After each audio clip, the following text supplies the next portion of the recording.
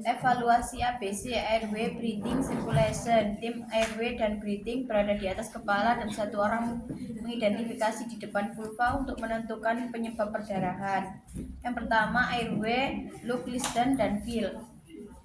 Oke, sebentar. Saya jelaskan dulu di sini evaluasi ABC dulu. Jadi ada satu orang, ya misalkan Rifka di sini ya. Rifka di sini bertugas sebagai tim yang memeriksa airway breathing gitu ya. Nanti ada satu orang yang memeriksa circulation misalkan. Ya, jadi di sini kita lihat, kita dengarkan dan kita rasakan. Jadi untuk memastikan airway clear ya, itu kita lihat ada atau tidaknya sumbatan jalan nafas.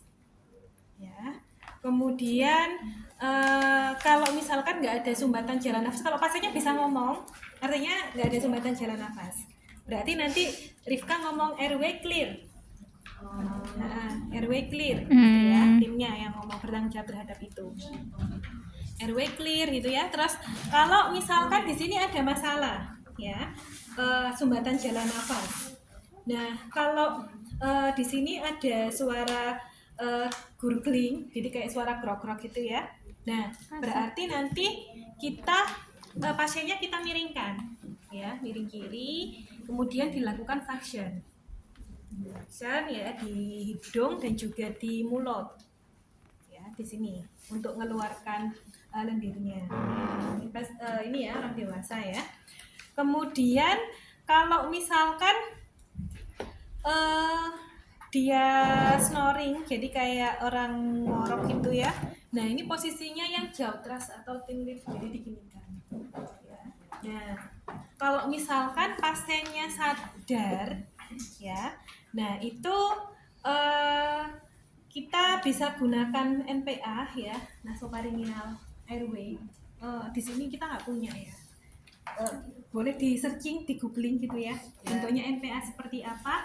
Kemudian kalau pasiennya nggak sadar itu kita menggunakan OPA itu oropharyngeal airway. Bentuknya itu kemarin itu nggak ada, saya minta itu belum ada. Nah kayak gini ya, jadi ukurnya panjang, dimasukkan ke dalam mulut nanti ya, dimasukkan ke dalam mulut.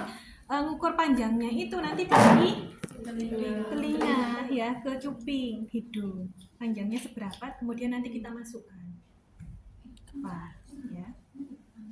Oke, nah kalau sudah terpasang ya, nah nanti kita kalau stridor itu nanti intubasi itu nanti ini ya, kita biasanya kalau intubasi itu dokter anestesi mereka yang kompeten. Nah tapi kalau OPA boleh kita pasang, OPA NPA boleh ya. Nah kalau ini sudah selesai berarti nanti tim airway ngomong airway clear ya. Nah kemudian ada tim breathing ya. Nah, soalnya kan buru-buru pasti kan ya wis kamu airway breathing gitu kan, ini yang satunya ngecek circulation gitu kan, pasti nanti sudah satunya nanti yang ngurus di sini gitu kan. Nah itu kan pasti kadang di tim ponet atau ponet rumah sakit kan sudah terbentuk, jadi mereka biasanya sudah tahu untuk job desk-nya masing-masing seperti apa gitu ya. Nah kemudian breathing itu kita cek pernafasannya, kita amati pergerakan dadanya ya, ada pergerakan dada naik turun nggak kira-kira ya. Kemudian ambil stetoskop gitu ya, stetoskop kita cek ya, stetoskop kemudian kita cek ada wheezing atau enggak ya. Kemudian di sini hitung pernafasannya, pasang SpO2. SpO2-nya di sini ya, di telunjuk ya, di jari. SpO2 untuk mengetahui ini ya, kadar oksigen ya. Nah kemudian kalau misalkan ada masalah pernafasan, saturasinya kok ini ya, misalkan ada 95 gitu ya, nah kan waspada ada gangguan ini ya, karena tambah lama tambah turun ya, kita bisa gunakan ini ya, alat untuk memasukkan oksigen gitu ya, supaya pasiennya bisa terhirup, oksigennya bisa terhirup. Pilih salah satu ya. bisa oksigen kanul ya, nasal kanul ya, yang pakai ini kita bisa pakai 2 sampai 6 liter per menit. Kemudian bisa yang pakai masker ya, face mask ya. Itu kalau pakai itu sekitar 6 sampai 10 liter per menit. Kemudian kalau misalkan pakai NRM non rebreathing mask 10 sampai 15. Nah, jarang tapi ya. Kebanyakan mungkin kanul sama face mask aja biasanya ya. Kalau BVM, nah biasanya kalau kalau pasiennya nggak sadar di nafas, kadang itu kita pakai BVM yang buat ini loh, pompa resusitasi. Iya, yang ada gelembung. Ya. Nih, ya. Nah, kalau sudah kita pastikan, kita lihat di sini, ini ternyata gerakannya ada gerakan dada naik turun, kemudian di sini nggak ada wheezing, sudah terpasang oksigen, pasiennya sudah terpasang oksigen, nanti yang breathing ngomong breathing clear gitu ya, breathing clear. Jadi nanti besok prakteknya juga ada tim ABC, ya, breathing clear. Ya, sama resusitasi juga gitu nanti ada ABC. Ya, ada hembusan nafas atau tidak. Kemudian ada circulation. Circulation ini kita lihat tanda-tanda shock, antara lain nadi cepat ya dan juga lemah biasanya. Kemudian cek akral, tim circulation ya. Sembari tim airway breathing memeriksa juga, circulation juga memeriksa, dia langsung MC karena MC kan butuh waktu ya. Jadi dia melakukan pengukuran tekanan darah. Nah, kalau misalkan ada circulation gangguan di circulation, misalkan di sini ada tanda-tanda shock, berarti ya sudah nanti kita atasi dulu shocknya. Berarti stabilisasi dulu. Ya. Nah, kalau misalkan di sini tanda-tanda shocknya di sini ya ada nadi cepat dan lemah, kemudian akral dingin, tekanan darah turun, ya sudah kita cepat atasi salah satunya dengan cara infus ya, pasang infusnya di sini kanan dan kiri ya, 2 line. Nah, pakai IV kateter yang nomor 16 yang gede ya, yang gede. Kenapa? Karena nanti Jagani kalau butuh infusi, jadi infusnya nggak cukup 1 kanan dan kiri ya. Tim circulation siap untuk memasang infus. Oke. Ya, circulation memasang infus. Ya. Oke. Kalau sudah terpasang infusnya, circulation clear. Sudah. Baru nanti kita bisa ngurusin ngatasi yang ini HPP-nya. Cari penyebabnya kenapa. Jadi pastikan ABC-nya clear. Jadi yang bertugas tim airway yang meriksa airway-nya, kalau sudah airway clear gitu ya. Tim breathing memeriksa pernafasannya, kalau sudah berarti pastikan breathing clear. Circulation juga memeriksa sirkulasinya, ukur tekanan darah, cek tanda shock, kemudian pasang infus ya. Kalau misalkan di sini sudah selesai, circulation clear, baru kita cari penyebabnya ya, penyebabnya kenapa tadi. Ini karena di sini kita masase, setelah di masase 15 detik di sini nggak lahir, nggak keras gitu ya. Nah, kalau ini otomatis biasanya kalau biasanya pasien dari ini, kalau misalkan pasien datang perdarahan di UGD, kita bisa periksa ABC-nya dulu, kita cari penyebab perdarahannya apa. Tapi kalau kita dari manajemen aktif skala 3 ya, setelah pasien lahir kan otomatis kita masase, kita tahu kondisi pasiennya, belum lama perdarahannya ya, pasiennya masih bisa ngomong, bisa nafas, belum ada tanda-tanda shock, sudah terpasang infus lah paling nggak minimal 1, berarti ABC anggap clear karena pasiennya masih bisa ngomong gitu ya. Di sini pasiennya masih bagus, berarti langsung kita atasi. Kita masase uterus, kontraksinya lembek ya, kontraksinya lembek berarti nanti dia memang HPP karena atonia uteri. Jadi kalau gadar itu kan situasional ya, beda dengan APN gitu. APN kan urutannya namanya asuhan persalinan normal, jadi protapnya kan seperti itu. Tapi kalau gadar kan memang kalau pasien datang ya ke rumah sakit, kita nggak tahu penyebabnya karena apa, Ya, kita pastikan dulu ABC-nya tadi, ya ABC-nya, kemudian kita cari penyebab perdarahannya apa. Tapi kalau misalkan kita sudah tahu di sini pasiennya dari awal kita nangani, nah kita kan bisa tahu ABC-nya di sini clear apa enggak. Kalau pasiennya masih bisa ngomong, kondisinya bagus, ya berarti ABC-nya clear. Gitu. Jadi langsung kita cari tahu penyebab perdarahannya. Kalau di sini Mas Hase untuk uterusnya tidak berkontraksi dengan baik, ya sudah berarti di sini karena atonia. Tapi ini kok baik ternyata, tapi kok di sini ada perdarahan, cek robekan. Ya, cek robekan jalan lahir. Ya, cek robekan jalan lahir. Nah, ini ada robekan enggak? Ya, kalau ada robekan kira-kira di mana ya? Dan perdarahan aktif enggak? Ya.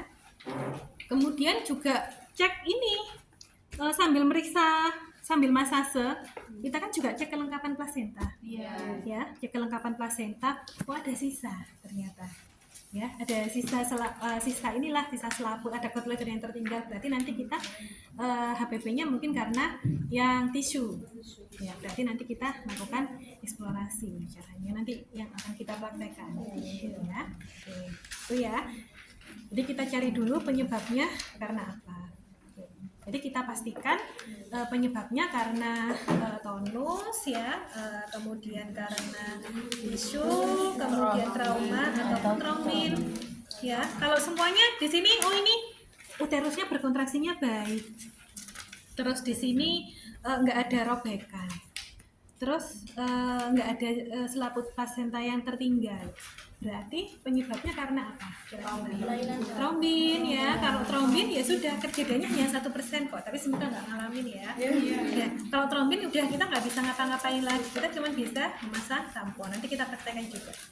Ya, pasang tampon kemudian tujuh. Ya. Oke, kita mulai dari tonus. Oke, boleh. Silakan nih.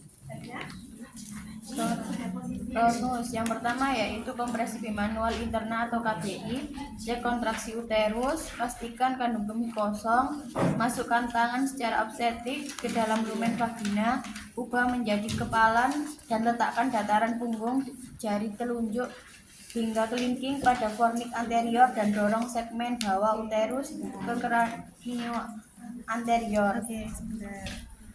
Bayinya minta tolong dikeluarkan loh, Pak. Sudah.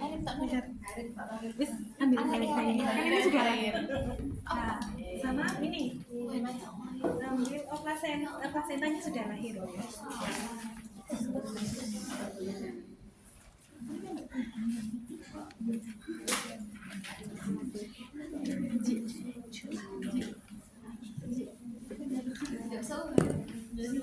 Oke, dalam posisi kita sudah memakai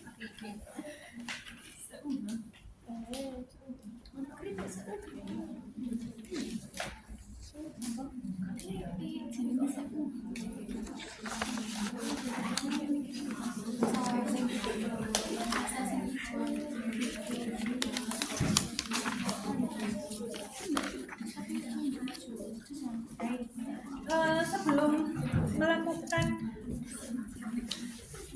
sebentar ya. Jadi yang pertama kita adalah melakukan KBI ya atau kompresi bimanual interna. Ya. Untuk melakukan kompresi bimanual interna itu kita membutuhkan sarung tangan obstetrik. Ini pastikan tadi kan sudah terpasang infus ya. Oke. Jadi kita menggunakan sarung tangan obstetrik.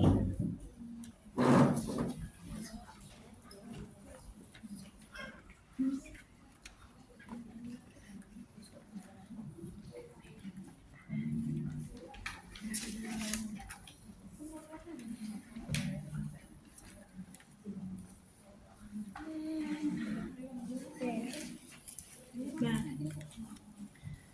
kemudian kita masukkan tangan seperti ini ya.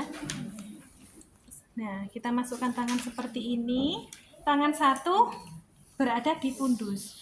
Ya, kalau sudah sampai fornik kita rubah jadi kepalan tangan. Jadi nanti kita tekan seperti ini. Ya. Oke, sebentar. Ada kantong uterus enggak ya? Uterus Rifka guys. Uterus Rifka. Anggaplah ini plasenta ya. Ya om. Uterus misalkan ya. kan Kecil banget. gini ya bentuknya. Nah, ini kan fundus. Nah, ditekuk gini loh. Jadi ditekan seperti ini, ya. Sekuat mungkin ya, satu di dalam, satu di luar. Ya. Heeh. Oke, boleh dilanjutkan lagi? Upayakan tangan luar mencakup bagian belakang korpus uterus sebanyak mungkin. Nah, ini ya. Jadi kita usahakan sejauh mungkin sini. Ini ada tutupnya nggak ini? Tutupi perut. Tutupi perut tadi di mana? Bisa bayangkan ya di gambar ya. Ini misal tuh perutnya berarti ini difundus ya. Ini ya. Ya, fundus gini ya. Kita tutup seperti ini. Ya. Kemudian lakukan kompresi uterus dengan mendekatkan telapak tangan luar dan kepalan tangan dalam. Nggak usah nih, nggak usah nih. Nggak usah. Bisa bayangkan ada gambarnya kok ya. Iya. Oke. Ya, jadi kita tutup gini ya. Oke. Terus, Lakukan kompresi uterus dengan mendekatkan telapak tangan luar dan kepalan tangan dalam. oke. Jadi intinya di sini ini di dalam ya. Nah, kita tekan ya, satu di luar, satu di dalam ya. Sekuat mungkin. Ini. Ya. Oke. Tetap berikan tekanan sampai perdarahan berhenti dan terus berkontraksi dan uterus berkontraksi. Pertahankan dengan baik selama 5 menit. Bila KBI berhasil, pertahankan KBI 1 sampai 2 menit. Lalu secara perlahan lepaskan tangan dan pantau ibu secara ketat. Oke, ini KBI ya. Kita biarkan selama 5 menit. 5 menit. Sambil pantau perdarahan. Ya. Jadi kalau setelah 5 menit KBI-nya berhasil, tambahkan 1 sampai 2 menit. Tapi kalau tidak berhasil, ya, perdarahan terus berlanjut, minta lakukan KBI. Ya, kompresi bimanual eksternal. Oke, silakan dilanjut. Yang kedua yaitu KBE, berikan ergometrin 0,2 mg secara IM, masukkan 20 unit oksitosin dalam 500 ml cairan secara IV atau NaCl 60 tetes per menit. Tambahkan misoprostol oral 600 mcg atau rektal 400 jika diperlukan. Oke, ya. Jadi kalau KBE setelah KBI, kalau berhasil, ya, kalau berhasil berarti di sini selesai. Ya, kita keluarkan secara hati-hati, evaluasi kala 4. Tapi kalau tidak berhasil, kita lakukan KBE. Nah, di KBE ini kalau misalkan kita posisinya sendiri, sama sekali nggak ada asisten, ya, sama sekali nggak ada asisten, berarti nanti kita minta keluarga untuk melakukan KBE. Itu. Sementara kita harus memasukkan oksitosin, ergometrin. Ya. Nah, tapi kalau misalkan ada asisten, ya, ada asisten, kita bisa minta asisten untuk memasukkan. Ya, makanya tadi kan posisinya kita nggak boleh sendiri. Oke, misalkan ini ada ya, ini tolong masukkan oksi ergometrin ya. Ya, masukkan. Posisinya seperti ini, masih seperti ini gitu ya. Nah, ini kan ibu nggak nyaman ya kalau mau dirujuk seperti ini ya. Kalau misalkan mau merujuk dalam posisi KBE juga boleh. Jadi kalau KBE berarti nanti posisi tangannya di luar. Ya, satunya tangannya di sini di atas simfisis. Ya, di atas simfisis seperti ini, kita luar. Ya, di sini. Ya, kita KBE. Atau misalkan kalau nggak ada keluarga, berarti di sini misal Bapak, saya akan memasukkan obat ya, tapi di sini rahim ibu harus ditekan terus supaya darahnya tidak keluar. Bapak tolong di sini tangannya posisinya di sini Pak, satunya gitu ya, satunya di sini gitu. Tolong ditekan seperti ini gitu ya. Jadi kalau misalkan nggak ada asisten seperti itu, tapi kalau ada asisten ya sudah, kita asistennya kita suruh masukkan obat ya. Ini kita lakukan KBE ya, KBE seperti ini. Ya. Jadi kalau KBI dia menekannya di dalam. ya. Kalau KBE dia Di di luar. Nah, KBE di sini misalkan nggak berhasil, ya. Kalau KBE nggak berhasil, di situ ada cara ya di sini untuk kompresi aorta abdominal atau KAA. Kadang KAA itu kalau kemarin juga nggak diajarkan di pelatihan ya, karena memang agak sulit kita menentukan. Ya, jadi kalau KAA itu berarti kita cari raba dulu arteri femoralis. Tangan kanan kita meraba arteri femoralis, tangan kiri kita cari ini ya aortanya di mana.